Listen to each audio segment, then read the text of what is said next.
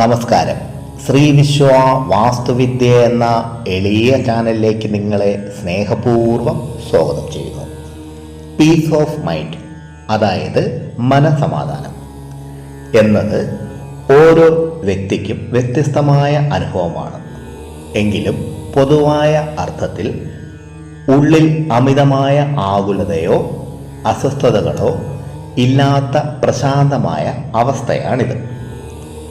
പുറമേ ലോകം എത്ര ബഹളമാണെങ്കിലും ഉള്ളിൽ ഒരു ശാന്തമായ കേന്ദ്രം കാത്തു സൂക്ഷിക്കാൻ കഴിയുന്നതാണ് യഥാർത്ഥ മനസമാധാനം.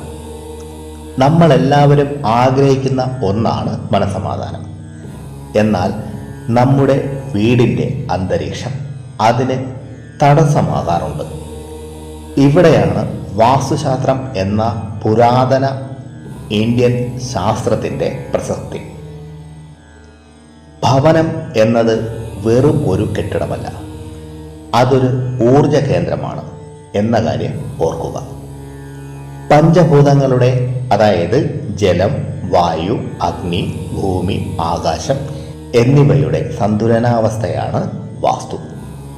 പ്രകൃതിയിലെ ഊർജം ഭവനത്തിലേക്ക് ശരിയായ രീതിയിലാകുമ്പോൾ അത് താമസക്കാരുടെ മാനസികാവസ്ഥയിലും പ്രതിഫലിക്കുന്നു.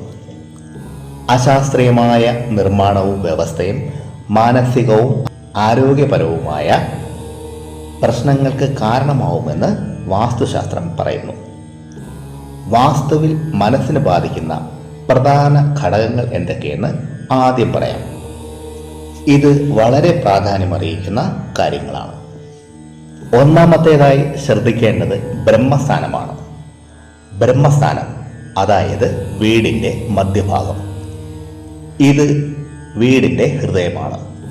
ഇവിടെ ഭാരമുള്ള വസ്തുക്കൾ വയ്ക്കാതിരിക്കുക. ബ്രഹ്മസ്ഥാനം ഒഴിച്ചിടുന്നത് മനസ്സിന് ഉന്മേഷം നൽകും. അടുത്തതായി നോക്കേണ്ടത് ഈശാന്യ അഥവാ വടക്ക് കിഴക്ക് ദിശ. ഇത് പൂജാമുറിക്കും ജലസ്രോതസ്സുകൾക്കും മാത്രമാണ് അനുയോജ്യമായത്. ഭവനത്തിൽ ഈശാന്യ വൃത്തിയായി സൂക്ഷിക്കുന്നതും ഭാരം ഒഴിവാക്കി വയ്ക്കുന്നതും മനസ്സിനെ ശാന്തമാക്കി വയ്ക്കാൻ സഹായിക്കും. അടുത്തത് നോക്കേണ്ടത് ആഗ്നേയ, അതായത് തെക്ക് കിഴക്ക് ദിശ. അടുക്കളയ്ക്ക് ഏറ്റവും ഉചിതമായ ദിക്കാണിത്. ഇവിടുത്തെ ദോഷം തരുന്ന വ്യവസ്ഥകൾ, അതായത് ജലസ്രോതസ്സുകൾ, അതുപോലെ ടോയ്ലറ്റ് ആൻഡ് സെപ്റ്റിക് ടാങ്ക് എന്നിവയും ഗൃഹനാഥൻ്റെ കിടപ്പുമുറി, ഇവയെല്ലാം മനപ്രയാസം ഉണ്ടാക്കുന്ന പ്രശ്നങ്ങൾ, അതായത് ധനപരമായ പ്രശ്നങ്ങളും ആരോഗ്യപരമായ പ്രശ്നങ്ങളും അസ്വസ്ഥതകൾക്കും കാരണമാകും. അടുത്തതായി ശ്രദ്ധിക്കേണ്ട ദിശയാണ് നൈಋതി അഥവാ തെക്ക് പടിഞ്ഞാറ് ദിശ. ഇവിടെ ഭവനത്തിലെ ഗൃഹനാഥൻ്റെ കിടപ്പുമുറിയാണ് ഏറ്റവും ഉചിതം. ഇവിടെ കിടക്കുന്ന ഗൃഹനാഥന് ആത്മവിശ്വാസവും ധൈര്യവും ഉണ്ടാകും. അതുപോലെ ഇത് കുടുംബത്തിന് സ്ഥിരതയും സമാധാനവും നൽകുന്നു. ഇനി മറ്റു ചില പ്രാധാന്യമറിയിക്കുന്ന കാര്യങ്ങൾ കൂടി പറയാം. ചെറിയ മാറ്റങ്ങൾ വലിയ ഫലങ്ങൾ എന്ന് വേണമെങ്കിലും പറയാം. ആദ്യം വേണ്ടത് ഭവനത്തിലെ ക്ലട്ടർ അഥവാ ആവശ്യമില്ലാത്ത പഴയ സാധനങ്ങൾ ഒഴിവാക്കുക എന്നതാണ്. എന്നെങ്കിലും നിങ്ങൾക്ക് ഉപകരിക്കും എന്ന് കരുതി ഭവനത്തിൽ സൂക്ഷിച്ചു വയ്ക്കുന്ന പല പഴയ സാധനങ്ങളും നിങ്ങൾക്ക് വരുത്തി വയ്ക്കുന്നത് വലിയ വിനകളാണ്. ഉദാഹരണം പറയുകയാണെങ്കിൽ ഓടാത്ത ക്ലോക്ക്, വാച്ച്, പഴയ റേഡിയോ, TV ഇവയൊക്കെയും, അതുപോലെ ഓർമ്മയിൽ സൂക്ഷിക്കുന്ന പഴയ പുസ്തകങ്ങൾ, കുട്ടിയുടുപ്പുകൾ, കളിപ്പാട്ടങ്ങൾ എന്നിവയും, അതുപോലെ പൊട്ടിയ കണ്ണാടി, പൊട്ടിയ വിളക്ക്, പൊട്ടിയ വിഗ്രഹങ്ങൾ, പഴയ കലണ്ടർ എന്നിവയും. തീർച്ചയായും ഇതെല്ലാം വിനകൾ വരുത്തുന്നതും അതുപോലെ മനസമാധാനം നഷ്ടപ്പെടുത്തുകയും ചെയ്യും. അതുപോലെ സമയാസമയങ്ങളിൽ ചിലന്തി വലയും മാറാലയും ഒഴിവാക്കുകയും വേണം. ഓടാത്ത ക്ലോക്ക്, കേടായ ഇലക്ട്രോണിക്സ് സാധനങ്ങൾ ഇവയെ ഒഴിവാക്കാൻ സാധിക്കുന്നില്ല എങ്കിൽ നന്നാക്കി വയ്ക്കുക. അലങ്കോലമായ ഭവനം മനസ്സിനെ അസ്വസ്ഥമാക്കും. അടുത്തത് വായു സഞ്ചാരവും വെളിച്ചവും. വീടിനുള്ളിൽ ആവശ്യത്തിന് സൂര്യപ്രകാശവും വായുസഞ്ചാരവും ഉണ്ടാവുക എന്നത് മാനസികാരോഗ്യത്തിന് അത്യന്താപേക്ഷിതമാണ്. അടുത്തത് പ്രകൃതിയുമായുള്ള ബന്ധം. ഭവനത്തിനുള്ളിൽ ചെടികൾ വയ്ക്കുന്നത് പോസിറ്റീവ് എനർജി വർദ്ധിപ്പിക്കും. അതുപോലെ അക്വേറിയം വയ്ക്കുന്നതും ഡിപ്രഷൻ കുറയ്ക്കാൻ സഹായകമാണ്. മണിപ്ലാന്റ്, ലക്കി ബാമ്പു, അതുപോലെ അക്വേറിയം, അതുപോലെ അരോണ ഫിഷ് എന്നിവയെ പറ്റിയെല്ലാം ഗുണങ്ങൾ, വെക്കേണ്ട സ്ഥാനം, ഇവയെല്ലാം വിസ്താരമായി മുമ്പ് പറഞ്ഞിട്ടുണ്ട്. ഫെങ്ഷുയി എന്ന പ്ലേലിസ്റ്റിൽ കയറി കാണുക. അടുത്തതായി ശ്രദ്ധിക്കേണ്ട കാര്യമാണ് ശബ്ദ നിയന്ത്രണം. വീടിൻ്റെ തെക്ക് പടിഞ്ഞാറ് ദിശകളിൽ ശബ്ദങ്ങൾ അധികം കേൾക്കാത്ത രീതിയിൽ സൗകര്യം ഒരുക്കുന്നത് സ്വസ്ഥത വർദ്ധിപ്പിക്കും. അനാവശ്യമായ ശബ്ദങ്ങളും ഭവനത്തിൽ കോലാഹലം ഉണ്ടാക്കുന്നു. ഉദാഹരണം, ഞെട്ടിക്കുന്ന തരത്തിലുള്ള കോളിംഗ് ബെൽ. അടുത്തത് വളരെ പ്രാധാന്യമറിയിക്കുന്നതാണ്. അതാണ് ആരാധനയും സമാധാനവും. ഇതിനെ വാസ്തുശാസ്ത്രത്തിൻ്റെ വീക്ഷണത്തിൽ നോക്കിയാൽ ഭവനത്തിൻ്റെ ഈശാനയാണ് ആരാധനയ്ക്കായി മാറ്റിവെക്കേണ്ടത്.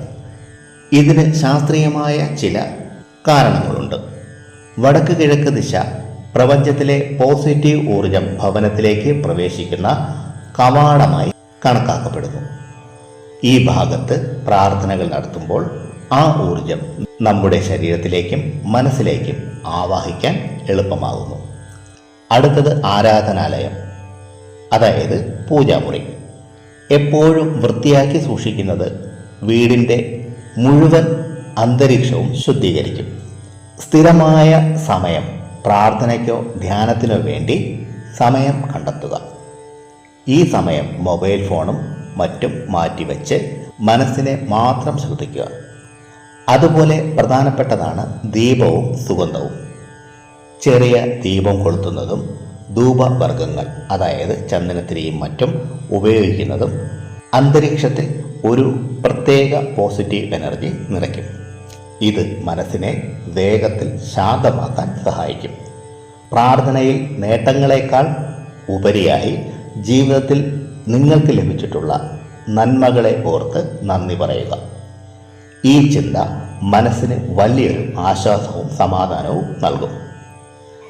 ഒരു കാര്യം പ്രത്യേകം ഓർക്കുക, ആരാധന എന്നത് പുറമേ കാണിക്കുന്ന ആചാരത്തെക്കാൾ ഉപരിയായി നിങ്ങളുടെ ഉള്ളിലെ ശാന്തതയെ കണ്ടെത്താനുള്ള ഒരു യാത്രയായി കാണുക.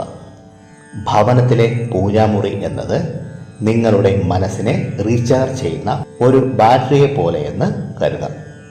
അതുപോലെ ഭവനത്തിൽ പ്രവേശിക്കുമ്പോൾ നിങ്ങൾക്ക് ഭയവും സമ്മർദ്ദവും ഒഴിഞ്ഞു മാറി മനസ്സ് പ്രശാന്തമാവുന്നുണ്ടെങ്കിൽ നിങ്ങൾ വാസ്തുശാസ്ത്രത്തെ ശരിയായ രീതിയിൽ ഉപയോഗിച്ചു എന്നാണ് അർത്ഥം.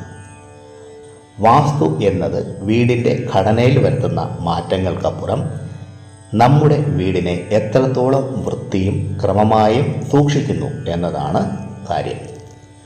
അലങ്കോലമില്ലാത്ത ഭവനം മനസ്സിന് നൽകുന്ന സ്വസ്ഥത വളരെ വലുതാണ്. വാസ്തുശാസ്ത്രം എന്നത് ഒരു അന്ധവിശ്വാസമല്ല, മറിച്ച് പ്രകൃതിയുമായി ഇണങ്ങി ജീവിക്കാനുള്ള ഒരു രീതിയാണ്. വീട് ശാന്തമായാൽ തീർച്ചയായും മനസ്സും ശാന്തമാകും. നിങ്ങൾക്കെല്ലാവർക്കും സർവേശ്വരൻ്റെ അനുഗ്രഹം ലഭിക്കാനായി ആത്മാർത്ഥമായി പ്രാർത്ഥിച്ചുകൊണ്ട് നിർത്തുന്നു. നന്ദി, നമസ്കാരം.